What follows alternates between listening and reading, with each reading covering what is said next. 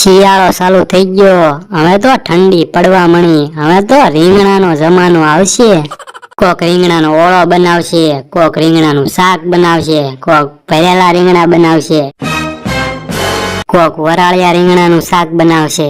અમારે આજ વરાળિયા રીંગણાનું શાક બનાવવાનું છે. તમે જોવો વરાળથી રીંગણા શેકું.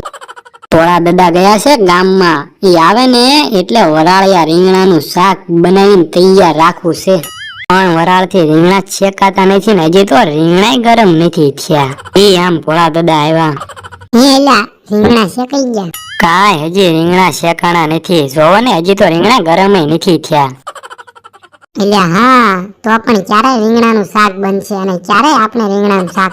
એ મેં 3 ભારા કડબના બાળી દીધા તો હજી રીંગણા ગરમ નથી થયા. એક કામ કરવી, રીંગણાને કાપીને રીંગણા બટાકાનું શાક કરી નાખ્યું. ના રે ના, ખાવું તો ભરેલા રીંગણાનું શાક, બાકી ભલે ભૂખ્યું રહેવું પડે. તો પણ વરાળ તો રીંગણા સુધી પોકતી ના, તો કેમ રીંગણા શેકાશે? તો આપણે એક કામ કરીને રીંગણા બધા તાપમાં નાખી દે, હમણાં રીંગણા શેકાઈ જાય.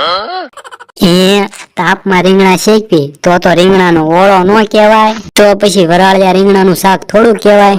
એ હાસું હો તારું. તો એટલે તો કહું છું.